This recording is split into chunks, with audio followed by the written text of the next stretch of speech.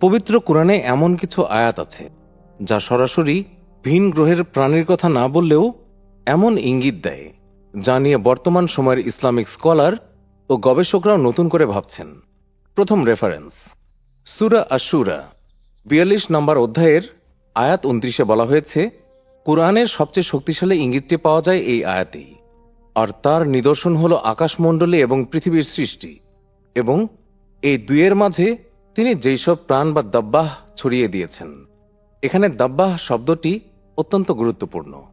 আরবিতে দাব্বাহ বলতে এমন প্রাণীকে বোঝায় যা জমিনে বিচরণ করে এবং যার মধ্যে প্রাণের স্পন্দন আছে। সাধারণত ফেরেশতাদের জন্য এই শব্দ ব্যবহৃত হয় না। আয়াতটিতে বলা হয়েছে এই দাব্বাহ আকাশমণ্ডলী এবং পৃথিবী উভয় জায়গাতেই ছড়িয়ে আছে। এটি পরিষ্কারভাবে ইঙ্গিত দেয় যে পৃথিবীর বাইরেও আকাশমণ্ডলীতে বা অন্য কোনো গ্রহে প্রাণের অস্তিত্ব থাকা সম্ভব। আল্লাহ না বলেননি।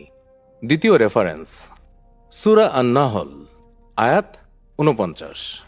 আল্লাহকেই সিজদা করে যা কিছু আকাশমণ্ডলীতে আছে এবং যা কিছু পৃথিবীতে আছে সব। সূরা আন-নাহল ১৬ নম্বর অধ্যায়ের ৪৯ নম্বর আয়াত। এখানে আকাশমণ্ডলীর দাব্বাহ এবং ফেরেশতা দুইটি আলাদা সত্তার কথা বলা হয়েছে। ফেরেশতারা আলোর তৈরি নুরানি সৃষ্টি, আর দাব্বাহ হল জৈবিক প্রাণী। সুতরাং আকাশে বা মহাকাশে ফেরেশতা ছাড়াও অন্য কোনো জীবন্ত সৃষ্টি থাকা কোরআনের বর্ণনা অনুযায়ী অসম্ভব কিছু নয়। তৃতীয় রেফারেন্স সূরা আল-ফাতিহা আয়াত ২। সমস্ত প্রশংসা আল্লাহর জন্য, যিনি সকল কিছু সৃষ্টিকর্তা। এই আয়াতে আল আমিন শব্দটি একটি আরবি বহুবচন শব্দ, যার এক বচন হল আলাম, আর আলামিন বলতে বিশ্ব জগৎসমূহ, সমস্ত সৃষ্টি বা বিভিন্ন জগৎ। অনেক মুফাসসিরের মতে এর অর্থ শুধু মানুষ, জিন বা ফেরেশতাদের জগৎ নয়, বরং মহাবিশ্বের অসংখ্য অজানা জগতও এর অন্তর্ভুক্ত হবে। এখন প্রশ্ন আসতে পারে, প্রাচীন তাফসীরকারকরা কি বলেছেন?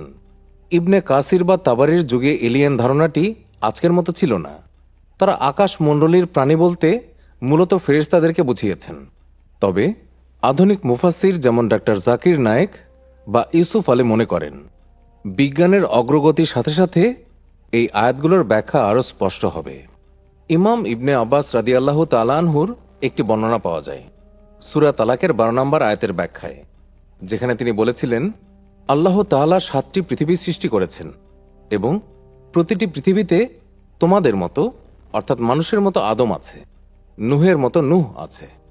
যদিও এই বর্ণনা নির্ভরযোগ্যতা নিয়ে বিতর্ক আছে, তবে এটি ইঙ্গিত দেয় যে সাহাবীদের মুখেও মহাবিশ্বে অন্য প্রাণের অস্তিত্বের চিন্তা একেবারেই অপরিচিত ছিল না।